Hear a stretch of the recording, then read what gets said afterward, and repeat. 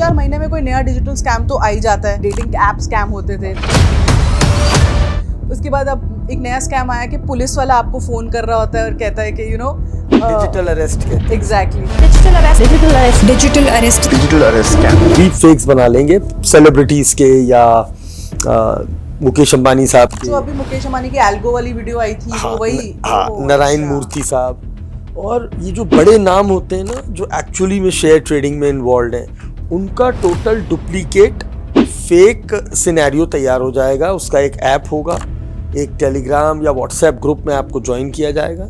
शुरू में आपसे कोई डिमांड नहीं करी जाएगी, हल्के हल्के आपको फोमो क्रिएट करेंगे। तो कोई फिगर है इसमें, कितने स्कैम, कितने लोग या भाई कैसे अभी पैसे कल हम देख रहे थे, अखबार में भी छापा है, we have around 2.5 lakh complaints, we have lost 11,333 crore, जो सबसे लेटेस्ट है इस समय, and that is scary. Android phones होते हैं, उनमें एप्लीकेशन फाइल्स आती हैं। कायदा ये कहता है और हमें सिखाया भी ये गया है कि अगर आपको कोई ऐप डाउनलोड करना है, आप प्ले स्टोर पे जाइए और वहां से डाउनलोड कर लीजिए। अब इन बदमाशों ने क्या शुरू किया, APK फाइल बना दी, रॉ फाइल कहते हैं, एंड्रॉइड पैकेज किट। उसमें दुनिया भर के कमांड्स दे दिए कि जैसी वो इंस्टॉल हो, इनके सारे SMS मुझे भेज देना, फोटो गैलरी भेज देना, और OTPs भेज देना, और कॉन्टैक्ट्स भेज देना। और उसको रैप किया सुंदर सा, और उसका नाम दे दिया wedding.apk। लिंक को क्लिक कर दिया, APK फाइल को भी क्लिक कर दिया। पर ये हमें कैसे पता, कोई तरीका है पता करने का कि हाँ ये फोन हैक हो चुका है? अगर आप अभी लैपटॉप खोलें और उस पर ढूंढें सर्ट की लेटेस्ट एडवाइजरी, तो अभी 3 दिन पहले एप्पल, एंड्रॉइड, क्रोम, इन सबको हाई रिस्क वार्निंग दी है। ये वल्नरेबिलिटीज पाई गई हैं, कोडिंग में कमजोरियां पाई गई हैं, तो इसको पैच करने के लिए, छेदों को बंद करने के लिए इसका लेटेस्ट वर्जन अपडेट करें, वरना हैकर आपका रिमोट एक्सेस तक ले सकता है। तो मुझे कैसे पता चले कि ये वाली वेबसाइट ऑथेंटिक है, मैं यहाँ से ले सकती हूँ, अगर ये बहुत नोन नहीं है मुझे? आपने एक फ्री वाईफाई ले लिया, तो मैं उसके ऊपर no transactions, no banking, no personal mails and no social media. Avoid using public chargers. There is a crime called juice jacking. तो what can parents teach their kids? क्या बता सकते हैं उनको कि भाई ये चीज़ों का आप ध्यान रखो जब आप गेमिंग कर रहे हो या खेल रहे हो?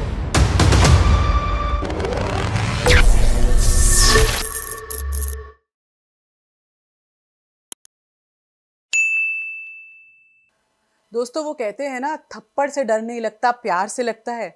आजकल का ये हाल है कि चोरी से डर नहीं लगता, पर साइबर क्राइम से बहुत डर लगता है। एक क्लिक, एक बटन जो आप प्रेस करते हैं, उससे आपकी पूरी जीवन भर की सेविंग्स निकल सकती हैं, किसी और के अकाउंट में जा सकती हैं, चोरी हो सकती हैं। इसीलिए आजकल डिजिटल स्कैम से इतना डर लगता है लोगों को, जो ये मैसेजेस आते हैं। तो हमने सोचा कि एक ऐसा एपिसोड करें जो हमें आजकल क्या साइबर स्कैम्स चल रहे हैं उसके बारे में अवगत कराए, उनसे कैसे हमें बचा जाए और कैसे हम पहले ही प्रिवेंशन कर सकते हैं कि उनमें फंसे ही नहीं। और सबसे इंपॉर्टेंट, हम अपने बच्चों को कैसे बता सकते हैं कि इन साइबर क्राइम से दूर रहें, क्योंकि वो आजकल शायद अपना सारा समय सोशल मीडिया या गेमिंग पर बिताते हैं। तो आज के जो हमारे साइबर सिक्योरिटी एक्सपर्ट हैं वो है श्री रक्षित टंडन जी। बहुत ही दिग्गज हैं इस फील्ड में, 30 साल से साइबर सिक्योरिटी में काम कर रहे हैं। अपनी साइबर सिक्योरिटी एजेंसी तो चलाते ही हैं, पर गवर्नमेंट को, लॉ एनफोर्समेंट बॉडीज को भी कंसल्ट करते हैं साइबर सिक्योरिटी में। तो आज के पॉडकास्ट में मैंने उनसे मोबाइल फोन की सिक्योरिटी, वाईफाई की सिक्योरिटी, डिजी लॉकर्स जो हम यूज करते हैं, एलेक्सा सीरीज जो हम यूज कर रहे हैं, तरह तरह के स्कैम्स, चाहे वो डेटिंग ऐप स्कैम हो, डिजिटल अरेस्ट स्कैम हो, आजकल ट्रेडिंग स्कैम्स चल रहे हैं, उन्होंने सबके बारे में बात की और कैसे हम इनसे आगे चलकर बच सकते हैं और कैसे हम इनको बिल्कुल अवॉइड कर सकें, ताकि हमारे पैसे, हमारे पासवर्ड्स, हमारे OTP हमेशा सुरक्षित रहें। तो आइए बात करते हैं रक्षित टंडन जी से साइबर सिक्योरिटी पर। थैंक यू सो मच रक्षित जी, आप हमारे पॉडकास्ट में आए। और नाम समझे क्या है, तो कोशिश करेंगे कि लोगों को समझा सकें पूरी तरीके से कि साइबर सिक्योरिटी और साइबर फ्रॉड से कैसे बच सकें। तो आजकल मतलब कोई भी, आई थिंक 3-4 महीने में कोई नया डिजिटल स्कैम तो आ ही जाता है। एक लास्ट मैंने सुना था, कोई वो होटल्स में आपको ले जाते थे और वो जो डेटिंग ऐप स्कैम होते थे। उसके बाद अब एक नया स्कैम आया कि पुलिस वाला आपको फोन कर रहा होता है और कहता है कि डिजिटल अरेस्ट कहते हैं। एग्जैक्टली। एंड अभी आप ही बता रहे थे कि स्टॉक मार्केट ट्रेडिंग स्कैम सबसे बढ़ गए हैं। ट्रेडिंग और इन्वेस्टमेंट दोनों। अच्छा। और उसमें ये लोग बहुत सारी चीज़ें मिक्स्ड हैं, जैसे डीप फेक्स बना लेंगे सेलिब्रिटीज़ के या मुकेश अंबानी साहब के। जो अभी मुकेश अंबानी की एल्गो वाली वीडियो आई थी वो वही। ओह, नारायण अच्छा। मूर्ति साहब। और ये जो बड़े नाम होते हैं ना, जो एक्चुअली में शेयर ट्रेडिंग में इन्वॉल्व हैं, उनका टोटल डुप्लीकेट फेक सिनेरियो तैयार हो जाएगा। उसका एक ऐप होगा, एक टेलीग्राम या व्हाट्सएप ग्रुप में आपको ज्वाइन किया जाएगा। शुरू में आपसे कोई डिमांड नहीं करी जाएगी, हल्के हल्के आपको फोमो क्रिएट करेंगे। 250 अगर मेंबर हैं ग्रुप में तो 249 उनके फेक मेंबर्स होंगे, अच्छा। 1 आप होंगे।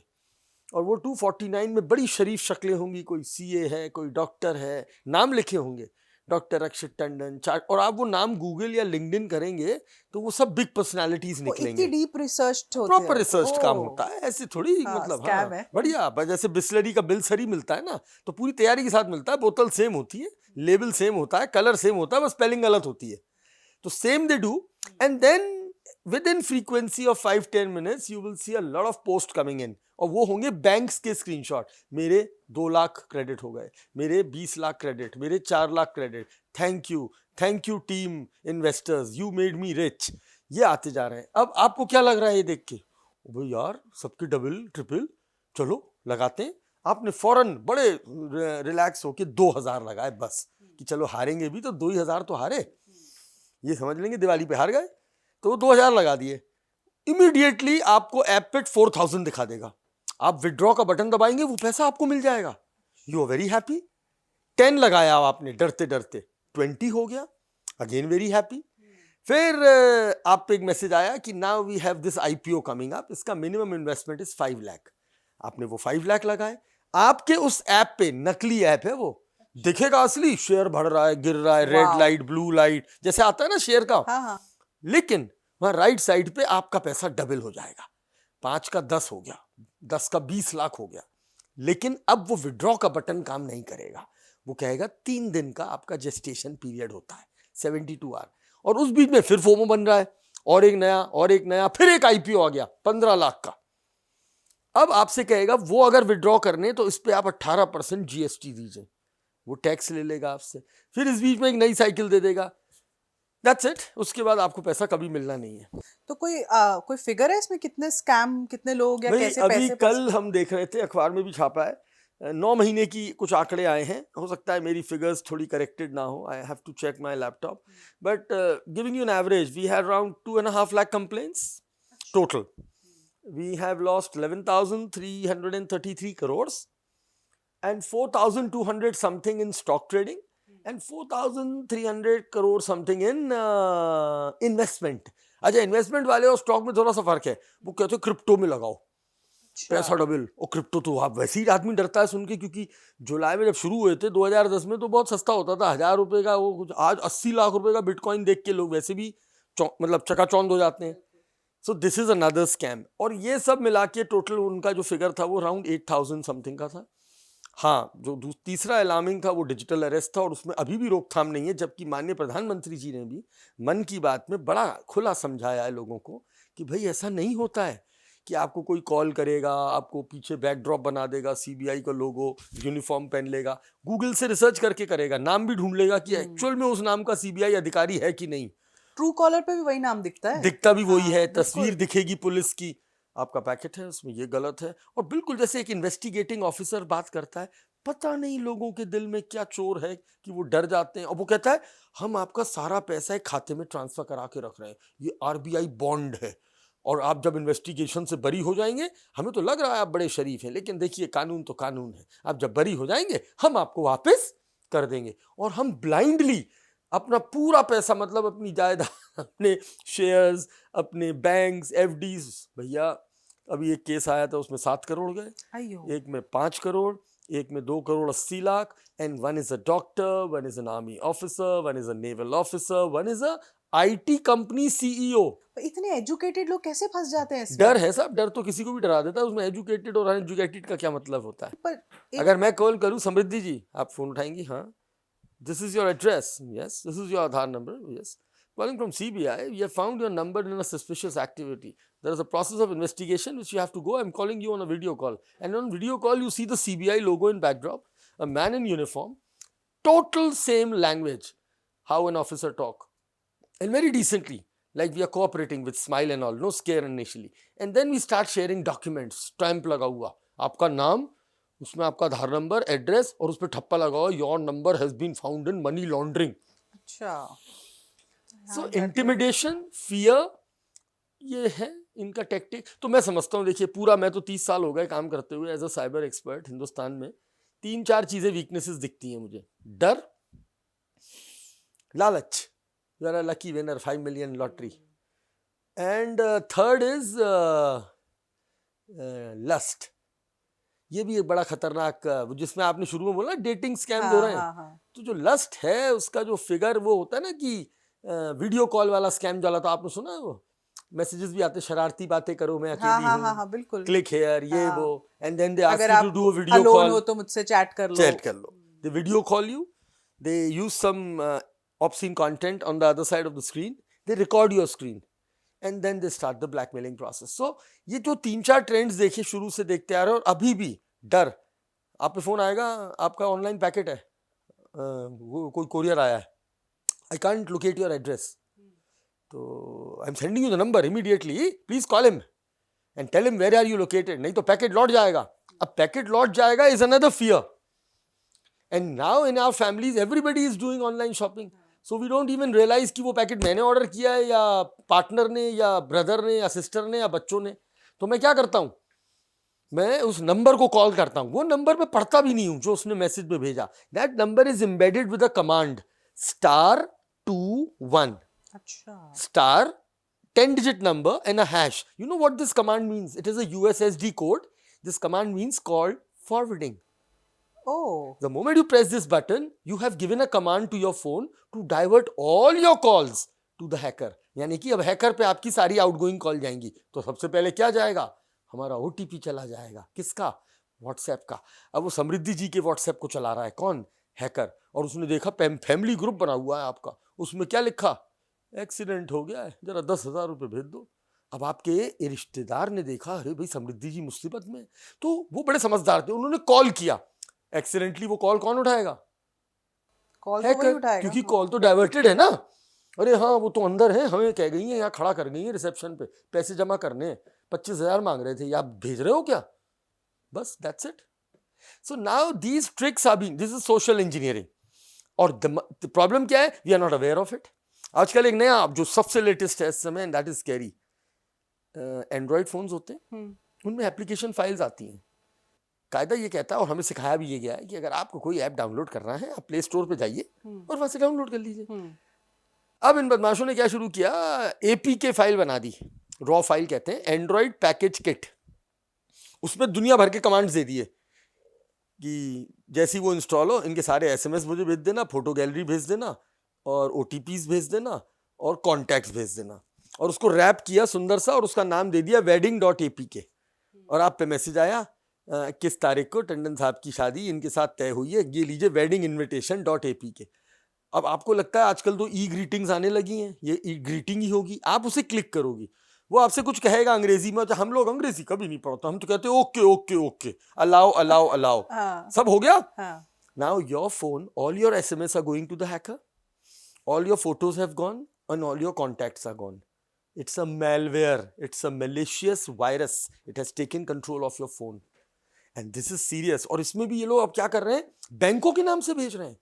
व्हाट्सएप आया मेरे पास, डियर कैनरा बैंक यूजर, आपकी KYC ड्यू है, 24 घंटे में अप्लाई करिए, और ये कैनरा बैंक की ऐप फाइल में लॉग इन करिए. People are installing it and then they becoming victims. तो इसे कहते हैं आज की तारीख में जीरो ट्रस्ट. किसी लिंक और किसी APK फाइल को हम इंस्टॉल नहीं करेंगे. साइबर हाइजीन सुधारिए अपनी. सर, अगर कैसे, लेट्स से ये हमसे गलती हो गई, हमने लिंक को क्लिक कर दिया, APK फाइल को भी क्लिक कर दिया, पर ये हमें कैसे पता, कोई तरीका है पता करने का कि हाँ ये फोन हैक हो चुका है? देखिए कायदे तो यही है कि हम एक्सपर्ट के पास जाएं. There are some tools, there are some softwares which are available freely. जैसे एक यही है वायरस टोटल करके, आप इसे डाउनलोड करेंगे, वो रेड और ग्रीन लेजेंड से बता देगा कि आप हैक्ड है या नहीं हैक्ड है. लेकिन मैं चाहता हूं कि आप उस टेक्निकलिटी में भी ना फंसे. आपने एक गलत फाइल क्लिक कर दी and now you are starting losing something. The first thing is to turn off your internet and mobile data. immediately your SIM and factory reset your phone. क्योंकि फोन तो वायरस में आया, virus जो है वो phone में आया है. आप फोन को जब फैक्ट्री रीसेट करते हो तो ये हमारे पुराने टाइम में कमांड नहीं होता तो फॉर्मेट, हाँ. ये मोबाइल का फॉर्मेट कमांड है. तो जो भी वायरस घुसा होगा, जो भी हैकिंग हुई होगी, वो एटलीस्ट खत्म हो जाएगी. और अपने कॉल फॉरवर्डिंग, कॉल डाइवर्ट और सिम को कंट्रोल करिए और कोई अनजान ऐप इंस्टॉल मत करिए. और एक साइबर हाइजीन का बहुत बड़ा रूल है, अपने फोन्स, अपने पैड्स, अपने टैबलेट्स, अपने लैपटॉप्स का ऑपरेटिंग सिस्टम अपडेट रखिए. ओके. तो जैसे ही लेटेस्ट, अब लोग क्या कहते हैं, हमारी मेमोरी भर गई. लोगों ने एक रूमर फैला रखी है, अगर अपडेट किया तो फोन स्लो हो जाएगा. ये पुराने जमाने में नहीं सुनते थे कि वो बिल्ली रास्ता काट गई तो गड़बड़ हो जाएगी. अब लोग को मैं हैकर हूं, मैंने एक बड़ा एडवर्टाइजिंग करके, वायरलिटी करके ये न्यूज़ फैला दी है कि if you update your phone will become slow. तो क्या आप अपडेट करोगे? नहीं. जब आप अपडेट नहीं करोगे तो इसका मतलब आपके ऑपरेटिंग सिस्टम के छेद खुले हुए हैं, और अगर छेद खुले हुए हैं तो हैकर के लिए घुसना आसान है. ये एक्चुअली ये तो एक वो बना दिया इन्होंने कि अगर आपका फ़ोन, लेट्स से मेरे पास अगर आईफोन 15 है, 16 है, और क्योंकि कंपनी चाहती है कि मैं उसको अपग्रेड करूं और आईफोन 16 खरीदूं, तो इसीलिए मेरे को सॉफ्टवेयर अपग्रेड नहीं करना चाहिए कि हो सकता है. नहीं, ये गलत है. आप सर्ट, भारत सरकार का एक नोडल है आईटी एक्ट में. सर्ट का मतलब होता है कंप्यूटर इमरजेंसी रिस्पांस टीम. तो भारतीय सन 2000 में जब भारतीय आईटी एक्ट बना, इंफॉर्मेशन टेक्नोलॉजी कानून बना, तो भारत सरकार ने सर्टिन को साइबर का नोडल अधिकार दिया. अगर आप अभी लैपटॉप खोलें और उस पर ढूंढें सर्ट की लेटेस्ट एडवाइजरी, तो अभी 3 दिन पहले एप्पल, एंड्रॉइड, क्रोम, इन सब को हाई रिस्क वार्निंग दी है. अच्छा, लिखा आता है, पढ़ें, ये तो अखबारों में छपती हैं एडवाइजरीज प्रेस नोट के तौर पे. सर्ट ने हाई रिस्क एडवाइजरी जारी करी. एप्पल, एंड्रॉइड के कई सॉफ्टवेयर्स में कमियां पाई गई. हमारी टेक्निकल भाषा में इन्हें वल्नरेबिलिटीज कहते हैं. ये वल्नरेबिलिटीज पाई गई हैं, कोडिंग में कमजोरियां पाई गई हैं. तो इसको पैच करने के लिए, छेदों को बंद करने के लिए इसका लेटेस्ट वर्जन अपडेट करें, वरना हैकर आपका रिमोट एक्सेस तक ले सकता है. रिमोट एक्सेस मतलब हैकर रशिया में बैठ के मेरा फोन यहां से चला सकता है, क्योंकि उसे कनेक्शन तो इंटरनेट से मिल रहा है ना. तो ये एक तो रूप ये है. जो दूसरा रूप आप कह रहे हो वो ये है कि कंपनियां चाहती हैं कि आप अपडेट करें तो आपका पुराना वर्जन स्लो होता जाए, बेकार होता जाए. तो इस तरह की टैक्टिक्स के ऊपर बहुत बड़ी बड़ी अमेरिकन एजेंसीज ने बड़े बड़े फाइन्स भी लगाए हैं इन पे, और बहुत सख्तियां भी करी हैं. बट ठीक है, कहीं ना कहीं तो थोड़ा सा क्या कहते हैं, वो आटे में घुन पिस जाता है या घुन में आटा, whatever. But I think as an expert मेरी तो राय यही है कि अगर आपके ओएस एप्स अपडेटेड हैं तो एक तरफ से आप सुरक्षित हैं. और एक और बात कहना चाहता हूँ लोगों से कि कोशिश करें पायरेटेड कंटेंट से दूर रहें.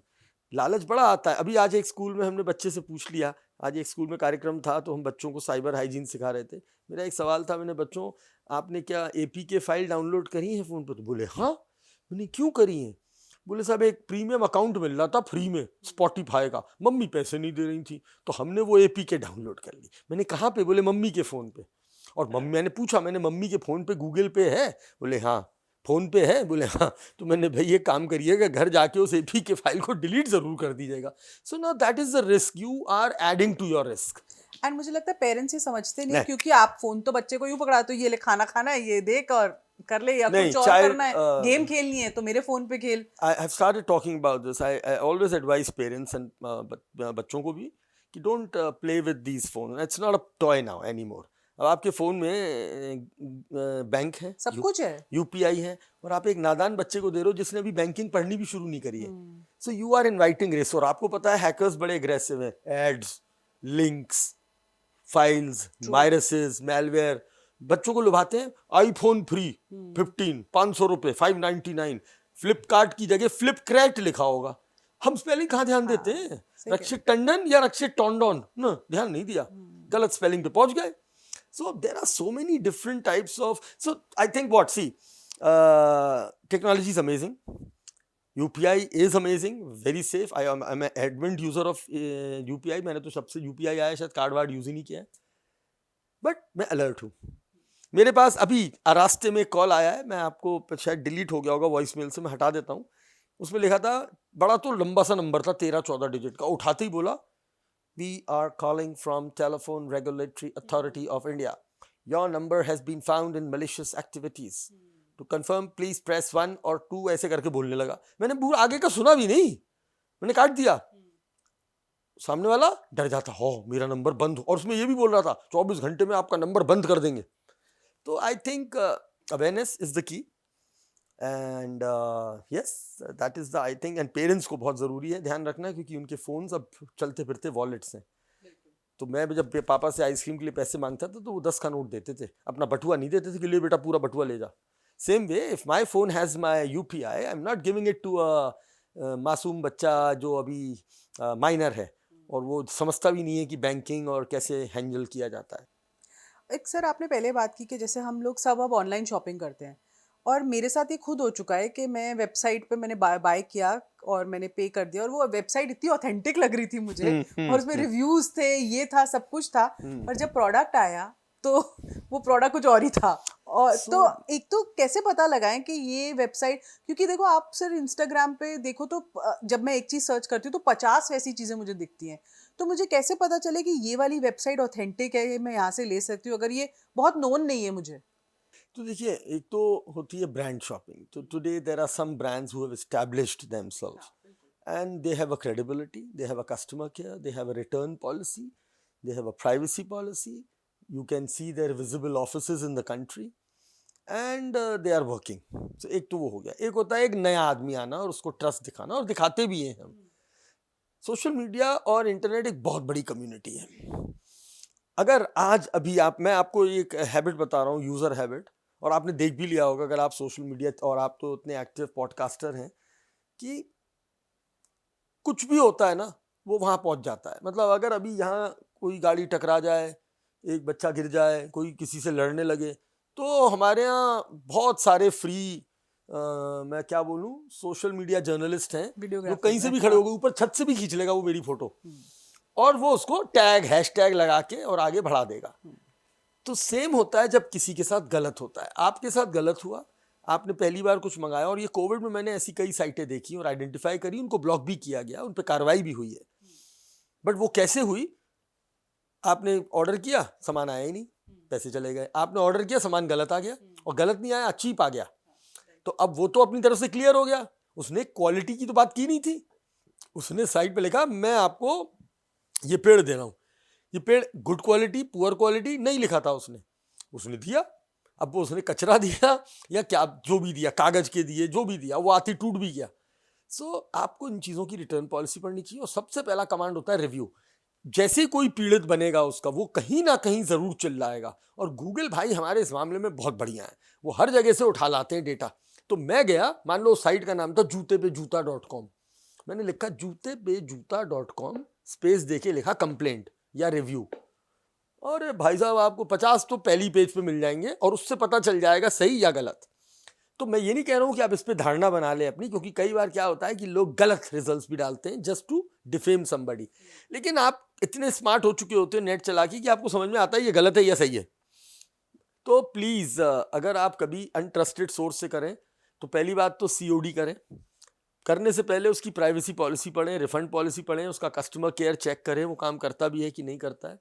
Otherwise I would always suggest कि जो हमारे एस्टैब्लिश ब्रांड्स हैं जिनमें आप मतलब you have a policy, they have establish, तो वो ठीक रहता है. बाकी ये रोज तो नए नए आएंगे और कुछ ना कुछ गड़बड़ तो होगी. और अगर जैसे मुझे इनकी कोई कंप्लेंट करनी हो या इनको ब्लॉक कराना हो तो क्या तरीका है? तो देखिए साहब, अगर कंज्यूमर रिलेटेड है तो हमारे भारत सरकार ने आपको बहुत अच्छी पावर दी है. उसका नाम है नेशनल कंज्यूमर हेल्पलाइन .gov.in. ठीक है. उसका एक नंबर दिया है 1915 ठीक है. और मैंने इसके बड़े अच्छे रिजल्ट्स देखे हैं. अगर कंज्यूमर रिलेटेड शिकायत है तो भाई साहब लोगों के पैसे भी वापस आए और प्रोडक्ट भी रिटर्न हुए. अगर ये फ्रॉड है किसी भी प्रकार का कि वो साइट थी नहीं, अभी जैसे सुनो क्या हो रहा है आजकल, ट्रैवलिंग होती है हम लोगों की बहुत, और अब सब कुछ ऑनलाइन हो गया है. कल परसों की घटना है, कोई ग्रैंड पेरेंट्स अयोध्या जाना चाहते थे. लोगों को वेबसाइट्स तो पता नहीं होती होटल की, और फ्रॉडस्टर्स एक स्टेप आगे चलते हैं. उन्होंने तो माता वैष्णो देवी तक को नहीं छोड़ा, उनके साथ साइबर क्राइम हो गया. बताइए भगवान के साथ कैसे? उनकी नकली वेबसाइट बन गई हेलीकॉप्टर टिकट की. 4 लोगों को जम्मू साइबर सेल ने पकड़ा. अब हमारी गलती क्या है? हम तो नाम जानते नहीं थे, हमें ये पता नहीं है .com, .in, .org असली है नकली है, बोर्ड की वेबसाइट है या किसी थर्ड पार्टी की है. गूगल पे ढूंढा, गूगल ने जो पहले 4 रिजल्ट दिए उसमें जाके क्लिक कर दिया, उन्होंने कहा कमरे का एडवांस पैसा दे दो, आपको वो पता चला कि वो वेबसाइट ही फर्जी थी। तो आज ये एक चैलेंज है हमारे लिए। तो अगर कभी ऐसा कोई पेमेंट फ्रॉड या कस्टमर केयर में तो होता है, ये मैंने देखा है कि लोग गलत उसमें डाल देते हैं नंबर्स और लोग धोखा खा जाते हैं। तो प्लीज़ एक बेसिक समझिए कि आपने कॉल किया, वो होटल के बारे में कुछ जानता नहीं है, आपको स्मार्ट बनना पड़ेगा। मैंने पूछा किधर है, अयोध्या में। मैंने गूगल मैप पे पहले ही देख लिया है, मैंने गलत वर्ड बोला, मैंने ये सेक्टर 10 वही है, सेक्टर 18 के पास। तो वो बोला हाँ हाँ वही है। अरे यार सेक्टर 18 के पास कहाँ है, कहाँ सेक्टर 18, कहाँ sector 10? And you catch the hacker. Hacker अपनी ही ट्रिक में फंस जाता है। दूसरा, अगर कुछ हो जाए फौरन 1930 पे कॉल करिए। किसी भी प्रकार का फाइनेंशियल फ्रॉड आपके साथ होता है, सांस बाद में लेना, पहले 1930 को बता दो। हम कहते हैं उसको गोल्डन आवर्स। और मैं आपको कई सक्सेस स्टोरीज दे सकता हूं जिसमें एक्चुअली में लोगों के पैसे वापस आए हैं, अच्छे पैसे वापस आए। चले तो गए, फ्रॉड हो गया, लेकिन ये 1930 नेशनल साइबर क्राइम पोर्टल एक हमारा बना है, cybercrime.gov.in। आप इस पर ऑनलाइन कंप्लेन दर्ज कर सकते हो, और या फिर 1930 पे सूचना दो। आप जैसे ही आप सूचना देते हो तो जो पैसे की चाल है उसको ये सॉफ्टवेयर, ऑटोमेटिक सॉफ्टवेयर उसे रोक देता है, यानी कि चोर भी वो चोरी का पैसा निकाल नहीं पाता है। हम जांच करते हैं, जांच में दिखता है कि हाँ ये जेन्युइन है, इनके साथ फ्रॉड हुआ है, और फिर कोर्ट के माध्यम से लिखित कार्रवाई से आपको वो पैसा वापस दिला दिया जाता है। सो आई वुड रिक्वेस्ट कि लोग 1930 का इस्तेमाल करें। पहली बात तो फ्रॉड में फंसे ही ना, बट अगर खुदा ना खास्ता आपके साथ एक 150 ये हो गया, 1930।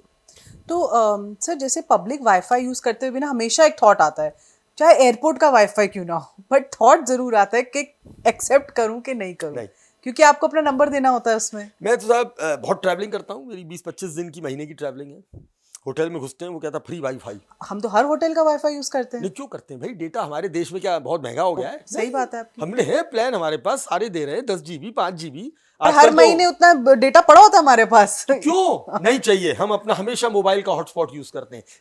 लेकिन अगर चलिए आपने एक फ्री वाईफाई ले लिया, तो मैं उसके ऊपर no transactions, no banking, no personal mails and no social media. मैं क्या करूंगा, गाने देखूंगा उसमें, मूवी देखूंगा, लेकिन मैं कोई ऐसा काम नहीं करूं। दूसरा, रिस्क तो रहता ही है, क्योंकि wifi means you are connecting to a network, और हमारी टेक्निकल भाषा में ऐसे कई बदमाश होते हैं जो हमारे डेटा पैकेट्स को पढ़ना जानते हैं एक ही नेटवर्क पे बैठ के। तो इसीलिए हमेशा कहा भी गया है HTTPS वाली वेबसाइट पे काम करना चाहिए। कई बार हैकर्स जानबूझ के हैक करने के लिए वहाँ बैठ जाएंगे एक लैपटॉप लेके, और उसी दुकान के नाम का नकली वाईफाई बना देंगे। आपको लगेगा ये तो फ्री है, आप उसे क्लिक कर लोगे, और फ्री तो फ्री होता है, फ्री है तो फिर आप प्रोडक्ट हैं, पता चला आप ही का डेटा निकल गया। और इसी में एक चीज़ और ऐड करूंगा, avoid using public chargers. There is a crime called juice jacking. आप प्रैक्टिकल करके देखना, आप घर जाना, अपने लैपटॉप से अपने फ़ोन को USB केबल से कनेक्ट करना, जैसे ही कनेक्ट करोगे आपका फ़ोन का फोटो गैलरी पूरा वहाँ खुल जाएगा। हाँ, वो कहता है कि इसका डेटा सिंक करना है, यस करते ही अलाउ हो जाता है सिंकिंग। अपराधियों को ये ट्रिक समझ में आ गई, उन्होंने बड़ा सुंदर सा एक कियोस्क बनाया, रक्षित टंडन चार्जर फ्री पॉइंट, उसमें 5-6 केबल निकाल दी। अब सभी, आजकल हम लोग अपना खाना खाएं ना खाएं, फ़ोन को बैटरी पूरी चाहिए। अब हम फ्लाइट में बैठने वाले हैं, और आप देखिएगा कभी भी एयरपोर्ट पे जाएंगे तो जो चार्जिंग पॉइंट्स हैं उस पर सबसे ज़्यादा भीड़ होती है। तो वो लगा के खड़ा हो गया। मैं हमेशा अपना खुद का चार्जर कैरी करता हूँ, अपना अडेप्टर। और मैंने एक चीज़ और सीखी जब से मोबाइल यूज़ किया, if I have a X company mobile and if it requires the maintenance, I will go to the X showroom. If my charger is at fault, I will buy the X original showroom, not compatible and not from the patri, and not especially that China में तो पता नहीं क्या क्या हो सकता है उसके अंदर। और मैं बहुत सारी चीज़ें फॉलो करता हूँ, जैसे कि बेड के पास फ़ोन को चार्ज नहीं करना, चार्ज करते समय फ़ोन को कान पे नहीं लगाना। तो ये छोटी छोटी साइबर हाइजीन की बातें हैं, इसमें सब मैंने ऐड कर दिया कि पब्लिक चार्जर नहीं, पब्लिक वाईफाई अवॉइड करिए, और करें तो बहुत स्मार्टली यूज़ करिए। और बेस्ट है कि आप ऑफिशियल ऑथराइज्ड जिसे कहते हैं सर्विस सेंटर्स पे जाएं फ़ोन लेके, ऑथराइज्ड चार्जर्स का इस्तेमाल करें, और एक्सेसरीज जो हैं वो ब्रांडेड लें। हाँ, हो सकता है वो एक्सपेंसिव हो, अगर हम पे एप्पल फ़ोन है और हमारा चार्जर ख़राब हो गया तो वो कहते हैं 1800 रुपये का आएगा, तो आपने 1 लाख का भी तो ख़रीदा है। और पैसे जो जाएंगे वो तो उससे बहुत ज्यादा जा सकते हैं, जो जाएंगे वो उससे ज्यादा आपको नुकसान Exactly. अब नहीं, अब तो डेटा ले लेते हैं वो लोग। And data is it has no data value. Is no, हाँ, वैल्यूबल है। बिल्कुल। से अभी आपने ना गेमिंग की बात की, से बच्चों बहुत गेम्स करते हैं, और काफ़ी मैंने रिसेंटली पढ़ा है, आर्टिकल्स भी आते हैं, हम देखते हैं कि कुछ गेमिंग में स्कैम हो गया, बच्चे से पैसे ले लिए। तो ये कौन से क्या स्कैम्स हैं? अब बच्चों को गेमिंग से रोकना बहुत मुश्किल हो गया है, तो what can parents teach their kids? क्या बता सकते हैं उनको कि भाई ये चीज़ों का आप ध्यान रखो जब आप गेमिंग कर रहे हो या खेल रहे हो? समझिए जी, पहला तो काम ये करें कि parents age appropriate game. well I have a real complaints with parent कि बच्चा आपका 9 साल का है, चौथी कक्षा में। हमने उससे पूछा बेटा आप कौन सा गेम खेलते हैं? बोला साहब फ्री फायर। मैंने अच्छा और? बोले COD। मैं समझा कह रहा कैश ऑन डिलीवरी। बोला नहीं सर, कॉल ऑफ ड्यूटी। मैंने उसी के सामने प्ले स्टोर खोला, मैंने वहाँ लिखा COD, गूगल प्ले स्टोर खोलिए, उस पर लिखिए COD, वहाँ जाता है। अच्छा, राइट हैंड कॉर्नर पे गेम वाले उसकी रेटिंग लिखते हैं, एज रेटिंग, वहाँ लिखा हुआ है 17+। अच्छा, फ्री फायर पे लिखा हुआ है M for mature 17+, and he is just 9 years old। So that is my first कहना कि आ बैल मुझे मार, ये रिस्क है। और यहाँ पे मैं कहता हूँ पेरेंट्स की गलती है। बच्चा तो इनोसेंट है, वो तो कह रहा है मैं तो गेम खेल रहा हूँ। तो गेम में भी आपने अपने 3 साल या 3 महीने के बच्चे को वो थोड़ी दिया 3 पत्ती खेलने को, नहीं दिया ना। आपने ऐसे गेम्स थोड़ी दिए जो एडल्ट गेम्स होते हैं, आपने वो गेम्स दिए जो उसके दिमाग और उसकी एज के लिए अप्रोप्रिएट है। मेरी दूसरी शिकायत है कि ये गेम्स एडिक्टिव होते हैं, तो स्क्रीन टाइम और डिसिप्लिन होना जरूरी है। मेरा तीसरा पॉइंट, इस गेम में आप पता नहीं किसके साथ खेल रहे होते हैं, they are called complete strangers. और उसमें कई बार हमने ऐसे केसेस देखे हैं जहाँ प्रेडेटर्स आ जाते हैं जो बच्चों को नुकसान पहुंचा सकते हैं दोस्ती करके, तो वहाँ दोस्ती पे लिमिट होना जरूरी है। और आखिरी और सबसे खतरनाक चीज, आज सारे गेम्स के अंग्रेजी में ऊपर लिखा होता है इन ऐप परचेजेस, मतलब गेम के अंदर खेलते खेलते आप खरीदारी कर सकते हैं, and that is a scary thing. आपने अपना फोन दिया, आपके फोन में प्ले स्टोर पे आपने अपना क्रेडिट कार्ड ऐड किया हुआ है, क्योंकि आपको महीने के सब्सक्रिप्शन देने होते हैं, नेटफ्लिक्स को देना होता है, हॉटस्टार को, एप्पल को, वर्ड को, पावर पॉइंट को, कैनवा को।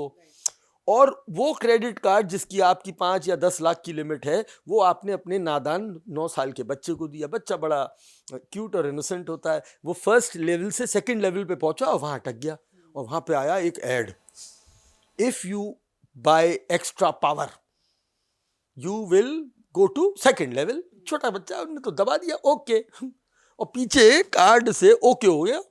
अब वो कब पता चला, जब माता श्री पे बिल आया। तो अभी एक केस था मुंबई का, PUBG खेलते में बच्चे ने 10 लाख रुपए खर्च कर दिए। 10 लाख रुपए? आगरा में एक FIR है हमारे फौजी भैया की, जिन रिटायर्ड फौजी थे बेचारे, उनका बेटा कौन सा गेम खेल रहा था, BGMI। अच्छा, ये कहलाता है बैटल ग्राउंड समथिंग, बच्चे ही सिखाते हैं, हमें तो वो भी नहीं पता था।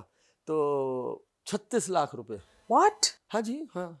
और अभी दिवाली से पहले हमारे उत्तर प्रदेश में एक कंप्लेंट आती है जहाँ पे माँ बाप के खातों से 5 लाख चले गए, और बच्चों ने माँ बाप को समझाया कि आपका तो खाता हैक हो गया। बच्चा कौन सी क्लास में था, एक 7वीं में, एक 8वीं में। बाद में पता चला कि सीक्रेट ऑनलाइन गैम्बलिंग कर रहे थे।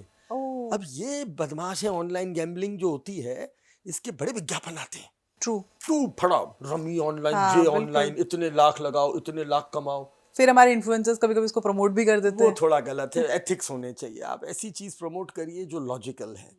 Gambling is always a crime, और हम तो महाभारत के टाइम से देखते आ रहे हैं, एक जरा से जुए के चक्कर में भाई साहब कितने लोग बर्बाद हो गए। तो खैर, उस बच्चे ने वो डाउनलोड किया, माता पिताजी के खातों से 5 लाख रुपए गायब हो गए।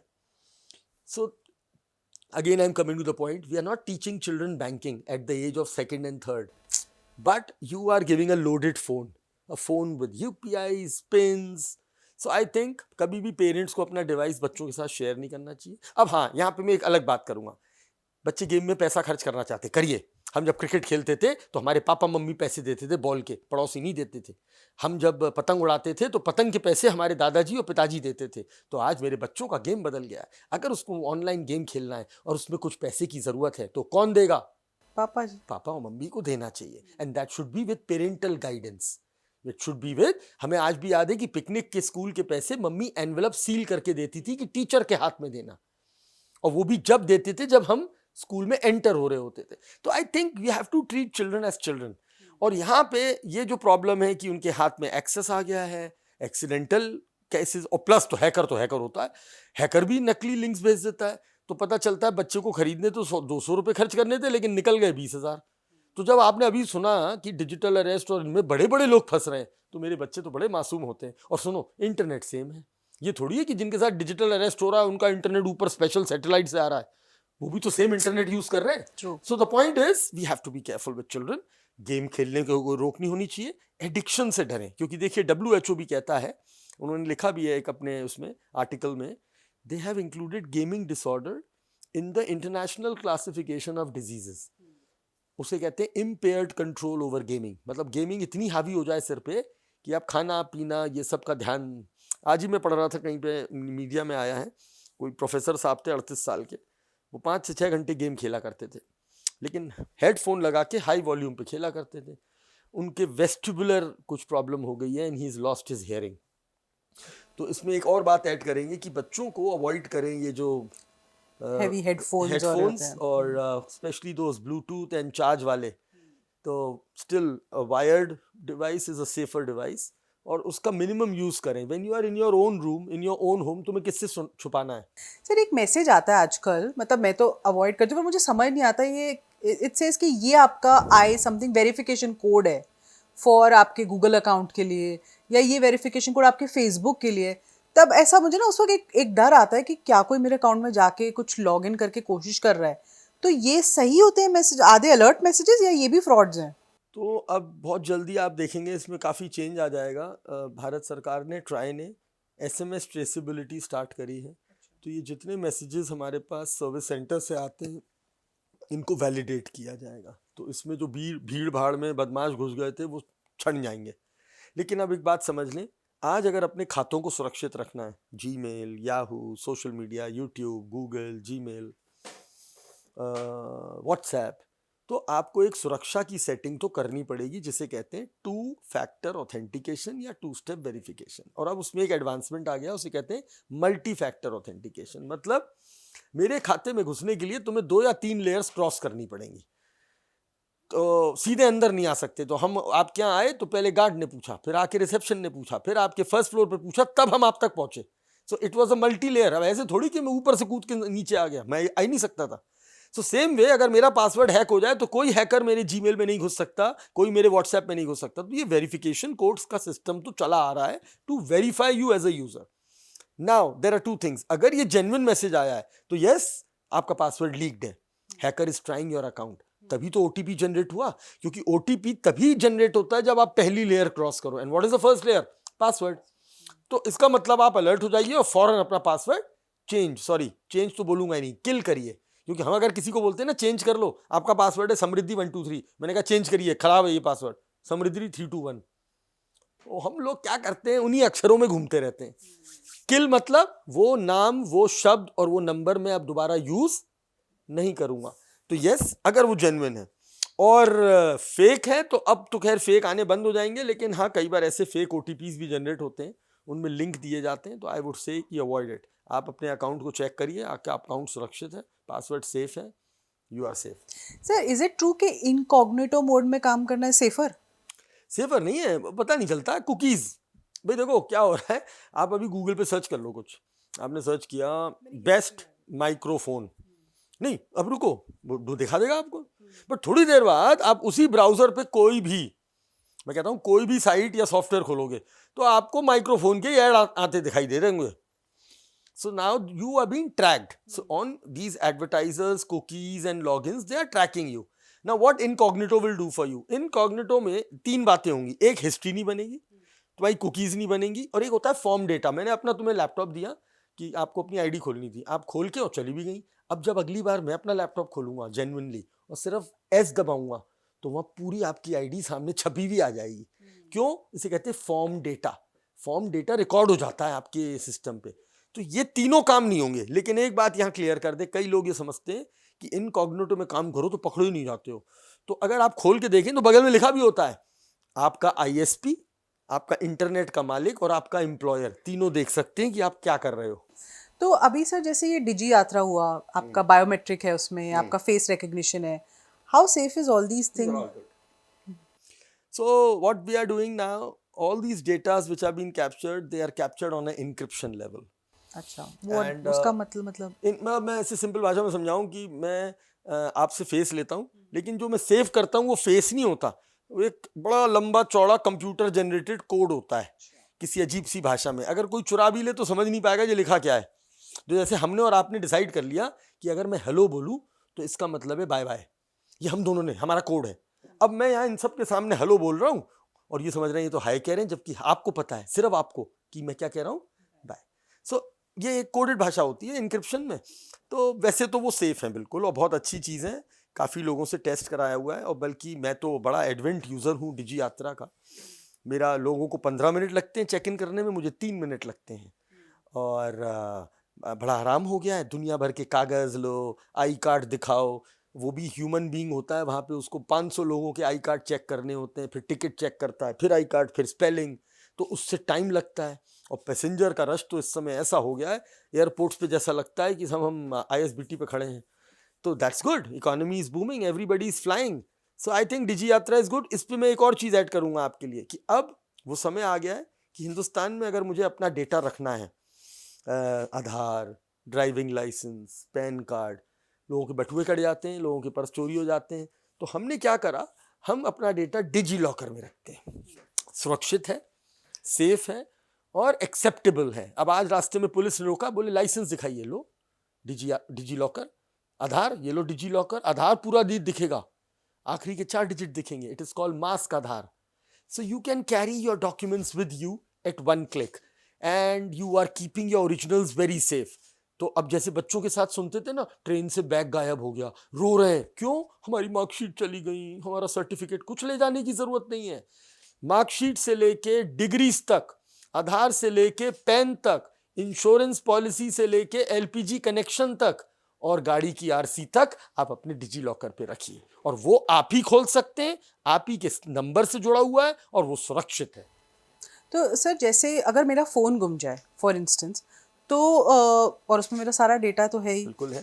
तो व्हाट इज़, मैं पहली चीज़ क्या करूँ उसमें, कैसे मेक श्योर करूँ कि मेरा डेटा एकदम से चोरी ना हो, और मतलब फर्स्ट चीज़ मैं क्या करूँ? तो समृद्धि जी देखिए, हमारे फोन्स ऑब्वियसली लॉक्ड रहते हैं, we keep locks, we keep biometrics, we keep face lock.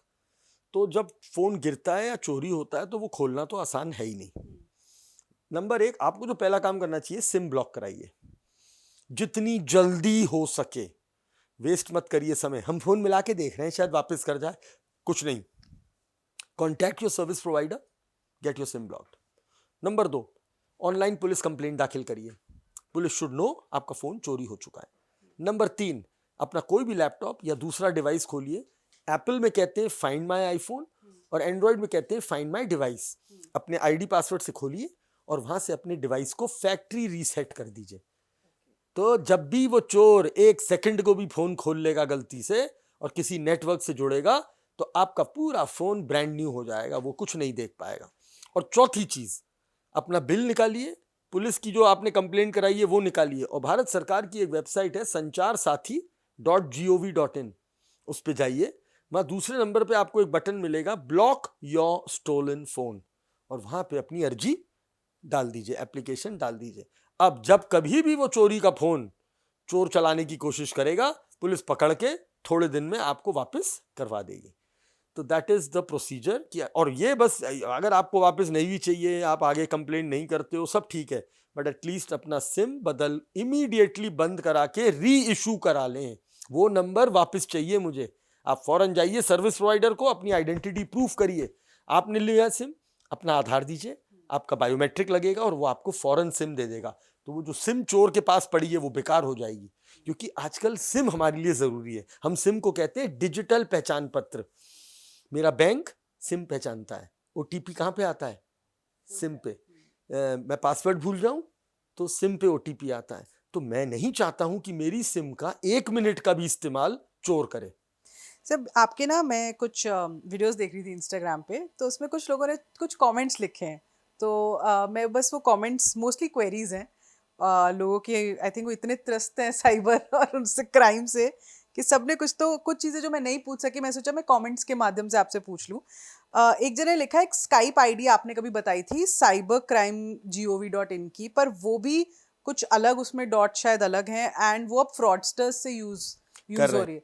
तो ये अभी तक क्या उतार दी गई है या नहीं बहुत सारे उतारी है? हजारों स्काइप आईडीज पुलिस ने बंद कराए हैं, लेकिन ये रोज नए बना लेते हैं, कहीं डॉट बदल देते हैं, कहीं स्पेलिंग। ये डिजिटल अरेस्ट में यूज हो रही हैं।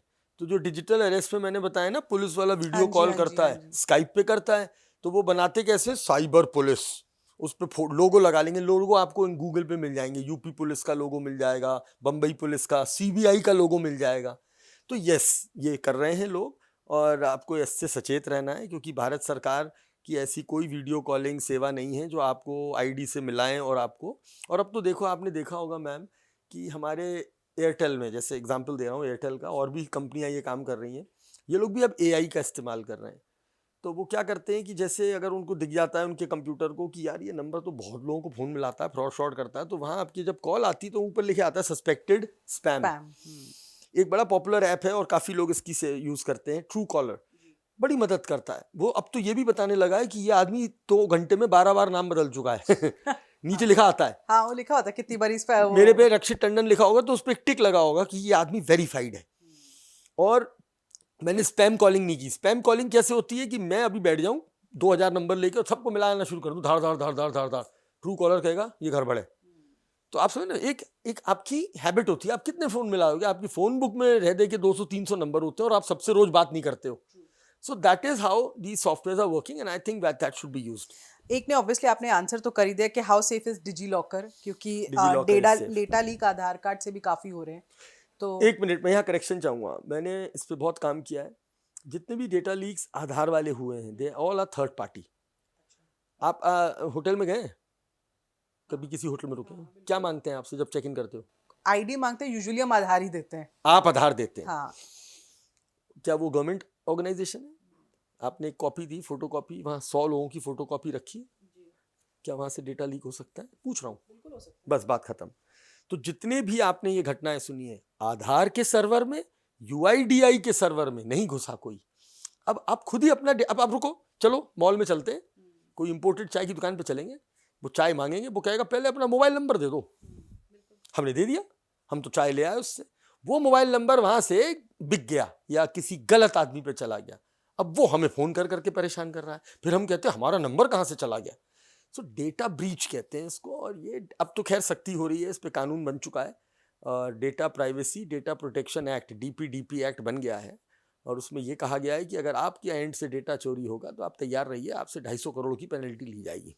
तो अब कंपनियां क्या हो जाएंगी, सख्त सतर्क, अब डेटा नहीं जाएगा। तो देखें, तो यस, ये डेटा ब्रीचेस थर्ड पार्टीज हैं, दे आर नॉट कि हमारे आधार के और वो हो जाए तो बिल्कुल ही गड़बड़ हो जाए, तो वो नहीं हुआ है। सर यहाँ पे किसी ने लिखा है कि मेरे साथ एक फ्रॉड हुआ, ICICI सिक्योरिटीज़ के ऐप पे कुछ फ्रॉड हुआ होगा और 4 लाख मेरे चले गए।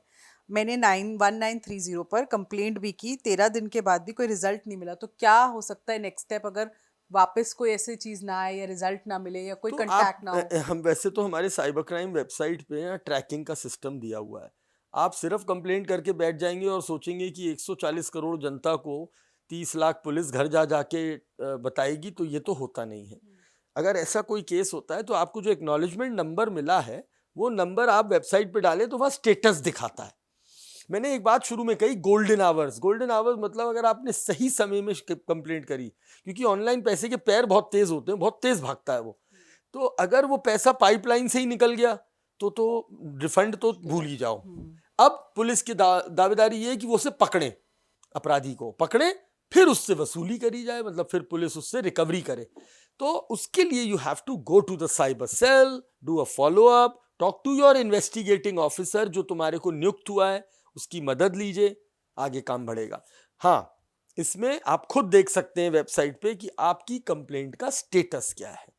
तो इस पे थोड़ी तो आपको मेहनत करनी पड़ेगी, और एक बात का ध्यान रखें, जल्द से जल्द 24 घंटे के बाद पैसे की रिकवरी बहुत बहुत बहुत ब्लीक हो जाती है, बहुत कम चांसेस हो जाते हैं। सर ये टर्म एक बहुत चल रही है, एथिकल हैकर। हाँ, ये क्या है, मतलब क्या कभी भी हैकिंग एथिकल हो सकती है उस हिसाब से? क्यों नहीं हो सकती? अगर आपने एक सॉफ्टवेयर बनवाया, आपकी कंपनी है, और आपने मुझे बुलाया and I am ethical hacker, मेरे को आपने ऑथराइजेशन दिया कि टंडन साहब ये मेरी वेबसाइट है, ये मेरा सॉफ्टवेयर है, इस पे मैं अपना बिजनेस करता हूँ, आप एक हैकर के रूप से इसे हैक करिए और देखिए इसमें कहाँ कहाँ छेद हैं, और जब आपको वो छेद मिल जाए तो कृपया करके उन छेदों को बंद कर दीजिए, इसे एथिकल हैकिंग कहते हैं। पर is it used for this There are some cyber security companies, they are earning money on it. So the companies are hiring cyber security ethical hackers. अब आप पुलिस पे जाते हैं, दे आर एथिकल। अब आप जा रहे हैं गैंगस्टर पे और उससे कह रहे हैं मेरे को प्रोटेक्शन दे दे, तो गैंगस्टर और पुलिस में तो फर्क है ना, क्योंकि वो भी अब एथिकल हैकर हो गए हैं ना।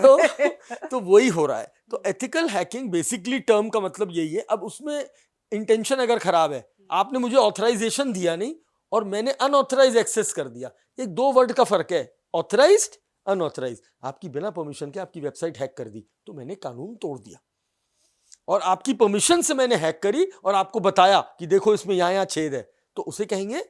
और ये करियर है, क्यों? क्योंकि जैसे जैसे हम और डिजिटल होते जा रहे हैं, हमें साइबर सुरक्षा के गार्ड्स की जरूरत पड़ रही है। The companies need ethical hackers now who can protect my product from getting hacked, and I think it should be introduced as a good subject. We need more and more people. हम BTech खत्म होने का इंतजार ना करें, क्योंकि industry अब ready बैठी है। इंडस्ट्री ने खाना भी ऑनलाइन दे रहे हैं, शादी भी ऑनलाइन करा रहे हैं, और आपको पैसा भी ऑनलाइन घूम रहा है आपका, और आपकी सारी सेवाएं ऑनलाइन है। तो जब वो सारी सेवाएं ऑनलाइन है तो उन सेवाओं को कौन सुरक्षित रखेगा? इसी प्रकार से जैसे आपकी इस बिल्डिंग को 2 सिक्योरिटी गार्ड नीचे सुरक्षित रख रहे हैं, वो प्राइवेट हैं, वो कोई सरकारी आदमी नहीं है, और आप उनको तनख्वाह देते हो इस बात की कि आप हमारे यहाँ एंट्री और ये सब का ध्यान रखें। ऐसे ही अगर आज मेरा मोबाइल ऐप है तो मुझे एथिकल हैकर्स की जरूरत है कि भाई मुझे बचाओ कि बाहर से अटैक ना हो जाए। सर एक last question, it's on camera, microphone और इन सब चीज़ों पे है। तो ये जैसे सीरी होते हैं एज अ, अब एलेक्सा है, ये सब चीज़ें एक नेटवर्क से तो कनेक्टेड हैं ही, एंड इसका मतलब ये कितना सेफ है? बिकॉज आई हैव नोटिस्ड के जैसे आपने कहा हम आपस में बात कर रहे हैं तो अगले दिन तो मुझे उसकी ऐड ही आ जाती है, या मुझे कुछ ना कुछ ऐसा आ जाता है जो मुझे वो बात को रीआइटरेट करता है मेरी बात को। तो ऑल दीज कंपनीज ये हमें सुन रही हैं जैसे आप कह रहे हो, तो ये ए कहाँ तक सही है, बी कितना सेफ है? तो मैं कभी सीरी ऑन करूंगी नहीं। नहीं, सेफ है, सही है। कर रहे हैं, सुन रहे हैं, और वो कह भी रहे हैं। वो बात अलग है कि आपने पढ़ा नहीं, तो जब आपने सिरी को एक्सेप्ट किया, तो आई एग्री कर देते हैं ना। हाँ, आपने एलेक्सा को एग्री किया अमेज़न पे, तो they said, and they also said that we will be sharing your keywords and your thoughts with some companies who will start pushing you relevant data. तो I was talking to you कि let's go out for some good coffee. तो आपने दूसरा सवाल पूछा कहाँ चलेंगे? मैंने यार आसपास कहीं चलते हैं। और थोड़ी देर बाद मैंने एडवर्टाइजमेंट देखा कि बिल्कुल आपके बगल में एक कॉफ़ी शॉप है और वो हमें 30% डिस्काउंट दे रही है। तो मैं इंड्यूस हो गया वहाँ जाने के लिए। तो एक दो फायदे हुए, एक तो मेरे को हेल्प मिल गई इंस्टेंट, अब मैं ढूंढता सर्च करता, तो ये सुनना अच्छी बात है। तो जितने ये ऐप्स हैं ये हमारी माइक्रोफोन एक्सेस मांगते हैं, तो उसके ऊपर जब सख्ती हुई तो ये कह दिया गया कि अब आप मांगिए, लेकिन बता के मांगिए और उसमें ऑप्शन दीजिए सामने वाले को। तो आज जब मैं एक ऐप इंस्टॉल करता हूँ तो वो कहता है आई वॉन्ट योर टैक्सी वाला app install, I want your location. Always नहीं, ओनली व्हेन इन यूज या नेवर। मैं डिसाइड करता हूँ ओनली व्हेन इन यूज, कि जब मैं तेरी सेवाएं लूं तब तुम मुझे ट्रैक करो। तुम कौन सी गाड़ी मेरे बेडरूम के दरवाजे पे भेज रहे हो जो आप मुझे 24 घंटे ट्रैक करोगे? That is the knowledge which a user should have. Coming to AI still is in the nascent stage. Lot of ethics has to be taken care of.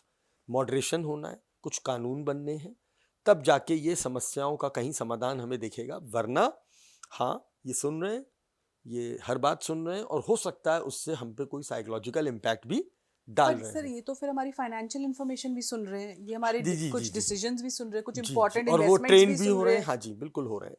तो हमसे पूछता है सिरी कि आप किन किन ऐप्स को ऑन करना चाहते हैं, तो कन्वीनियंस के नाम पे मुझसे बोलता है मैं तुम्हारे बैंक पे आके बैठ जाऊं? मैंने नहीं, हम अपने हाथ से अपना बैलेंस चेक कर लेंगे। हम बैठे, अरे भाई सिरी बैलेंस बताना, तो वो मेरी बैंकिंग एप्लीकेशन भी देखेगा। तो I think there is a time where now people have started talking about it. Other countries में कंसोर्टियम्स बन रहे हैं कि AI कहीं ये ना हो कि ह्यूमन रेस से भी आगे निकल जाए और फिर ह्यूमन सोचते रह गए हमने क्या बना दिया। Game changer. On that note sir एक क्विक रैपिड फायर करते हैं and we'll end the show with this rapid fire, और आपको इसमें से चॉइस करनी है, basically choose one.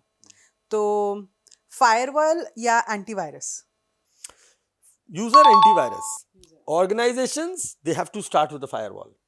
Fishing attack या रैंसमवेयर क्या ज़्यादा डेंजरस होता है?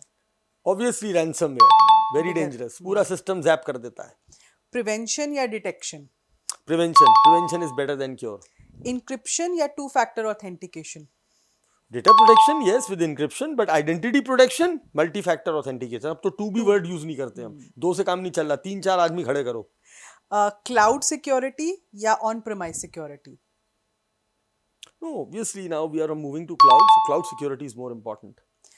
स्ट्रॉन्ग पासवर्ड रखें या रेगुलरली पासवर्ड चेंज करें? Obviously strong password changing regularly. Both. हाँ, strong password, no date of birth, no घर के नाम, no भगवान जी के नाम, नो गाड़ी के नंबर, नो मोबाइल नंबर, और सबसे मुश्किल पासवर्ड जो होता है 1 2 3 4 5 वो मत रखो.